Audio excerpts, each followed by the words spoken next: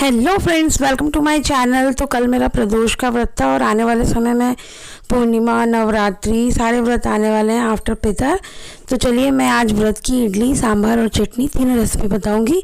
ये जो इडली है ना फ्रेंड्स, ये भगर, सामा राइस, बार्नयार्ड मिलेट इससे और साबूदाने से बनेगी। तो एक ही कटोरी से मेजर है, एक कटोरी भर के भगर लेना है जिसको हमें भिगा देना है 2-3 घंटे के लिए, और आधा कटोरी साबूदाना लेंगे जो कि फूल के फिर से एक कटोरी हो जाएगा। तो दोनों का रेशियो है 1-1 कटोरी है, लेकिन भगर जो है वो फूलने के बाद बढ़ेगा नहीं, साबूदाना जो है वो डबल हो जाता है, इसलिए आधा कटोरी लेंगे।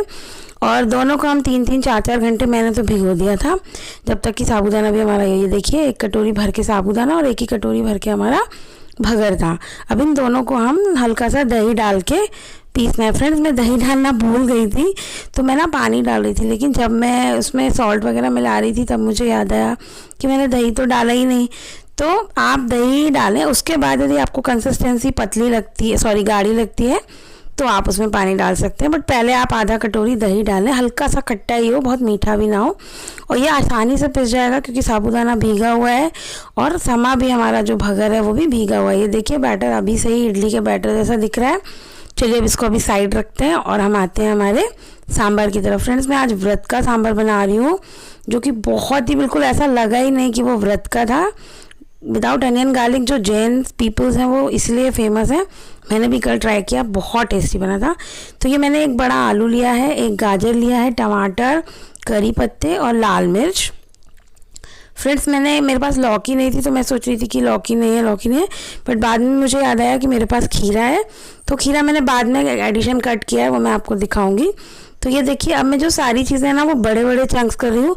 उसका एक रीज़न है, क्योंकि उबलने के बाद ना हम इनको सेपरेट कर लेंगे और केवल 2-3 पीस आलू, 2-3 पीस गाजर और पूरे टमाटर और मिर्ची और कड़ी पत्ते को पीसेंगे। लेकिन ये जो हमारे आलू हैं, गाजर हैं और खीरा है, इनके बड़े बड़े चंक्स हम निकाल लेंगे, जो कि हमें सांभर में मिलते हैं ना, वेजिटेबल सांभर में। तो मैंने बिल्कुल, और ये देखिए जो मैं क्यूकम्बर की बात करी थी, तो ये मुझे बाद में याद आया। कोई बात नहीं, आपके पास यदि लौकी है तो आप बिल्कुल से लौकी डालें ऐसे बड़े बड़े पीस, ताकि हमको सेपरेट करने में आसानी हो। और केवल 2 सीटी लगाई थी मैंने, जो कि बहुत जल्दी जल्दी आ जाती हैं। और ये देखिए सब पक गया था। और अब मैंने जो कहा था, यहाँ पर मैं सेपरेट कर ले रही हूँ चीज़ों को। तो पहले तो सब कुछ साथ में आएगा। देखिए मैंने आलू, गाजर, खीरा, अब इसमें जो टमाटर आ गए ना, इनको मैं सेपरेट कर ले रही हूँ हाथ से। ज़्यादा टाइम नहीं लगेगा, हार्डली 1 मिनट में आप सारी चीज़ें सेपरेट कर लोगे।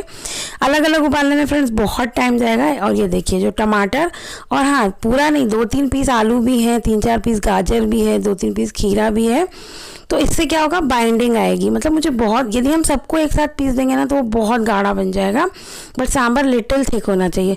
और उसके बाद ये देखिए मैंने कच्चा नारियल डाला है। वो जो उडुपी सांभर होता है ना, वो लोग कच्चा नारियल डालते हैं। तो कच्चा नारियल है, हरी मिर्च है और अदरक है, इनको मैंने डाल दिया है। इनको कच्चा ही डालें ताकि बहुत अच्छा टेस्ट आता है, फ्रेश सा। और हाँ, उबालते समय फ्रेंड्स कड़ी पत्ता ज़रूर डालें, यहाँ के लोग डालते हैं बॉईल करते समय दाल में भी। तो मैंने जो व्रत का बना रही थी मैंने उसमें भी डाला। और ये देखिए जो मैंने पीस लिया था, मेरा मिक्सर का जार थोड़ा प्रॉपर वर्क कर नहीं रहा है, तो थोड़े बहुत दाने रह गए, बट वो टेस्टी लग रहे थे, क्योंकि आगे हम चंक्स डालने वाले हैं। आप बिल्कुल चिकना भी पीस सकते हैं। और उसके बाद मैंने 1 गिलास पानी डाला है, आप अपने हिसाब से कंसिस्टेंसी रख लें। और उसके बाद हम इसमें देखिए नमक डालेंगे, टेस्ट के अकॉर्डिंग सेंधा नमक, क्योंकि हम व्रत का बना रहे हैं। और खटास के लिए थोड़ा सा मैंने आमचूर पाउडर डाला है, आप चाहें तो लेमन जूस भी डाल सकते हैं लास्ट में, बट थोड़ा सा आमचूर ही डाल लें, वो बेस्ट रहता है। इमली यदि आप खा सकते हैं फास्ट में तो डाल लें, वैसे मेरे ख्याल से तो आमचूर ही डालें। और ये देखिए एक बॉईल आ गया था, तो जो हमने सब्जियां निकाल के रखी थी ना, हमने उनको डाल दिया। फ्रेंड देखिए ये अभी ये लग रहा है ना हमारा नॉर्मल सांभर जैसा, पर देखिए इसमें ना ही दाल है ना ही कुछ है, बट ये फिर भी बहुत टेस्टी लग रहा था। और ये देखिए एक बॉईल आ गया था। चलिए अब हम तड़का लगा लेते हैं। उसको मैंने साइड वाली गैस में शिफ्ट कर दिया है। और फ्रेंड्स ये जो पूरा इडली सांभर चटनी है ना, ये केवल 1 चम्मच तेल में बन गया है, तो बहुत ही हेल्दी है। तो ये मैंने तेल डाल दिया था, और ज़ीरा, खड़ी लाल मिर्च और कड़ी पत्ता। फ्रेंड्स मैंने वही चीज़ें डाली हैं जो हम उपास में खा सकते हैं, तो इसको डाल दीजिए। और ये देखिए उसके बाद मैंने ये देगी मिर्च डाल दी थी, जो कि हम कलर के लिए डाल रहे हैं। और ये देखिए तड़का भी हमारा लग गया। और इसके बाद इसको अच्छे से कर दीजिए मिक्स। और ये देखिए हमारा टेस्टी सा, डिलीशियस सा व्रत का सांभर रेडी है। आप बिल्कुल ही रिकॉग्नाइज़ नहीं कर पाएंगे कि ये व्रत का सांभर है।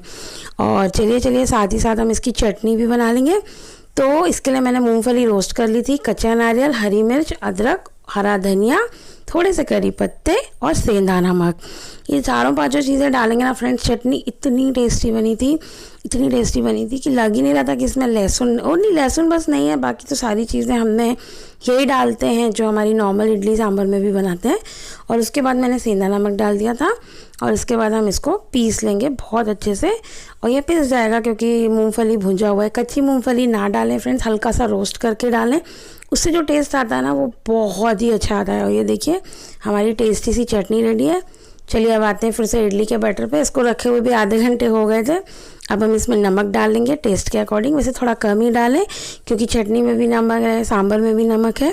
और उसके बाद इसको अच्छे से हम मिक्स कर लेंगे। आप देखिए मैं इसको मिक्स कर रही हूँ। मैंने क्योंकि बाद में दही डाला था तो पहले मुझे ऐसा लगा कि बैटर थोड़ा सा पतला हो गया है, बट इडली बिल्कुल परफेक्ट निकली थी। बट आप हल्का सा गाढ़ा ही रखें। वैसे इतना बैटर भी मैंने बोला ना, इडली मेरी बिल्कुल परफेक्ट बनी, लेकिन बनाते समय मुझे लग रहा था कि शायद पतला हो गया है। फ्रेंड्स इससे हल्का सा थिक आप रख सकते हैं, इडली बहुत ही अच्छी बनेगी। और ये बिल्कुल देखिए इनो डाल दिया मैंने 1 पैकेट। इनो डालने के बाद फ्रेंड्स इसको बहुत अच्छे से मिक्स करिएगा 2-3 मिनट तक।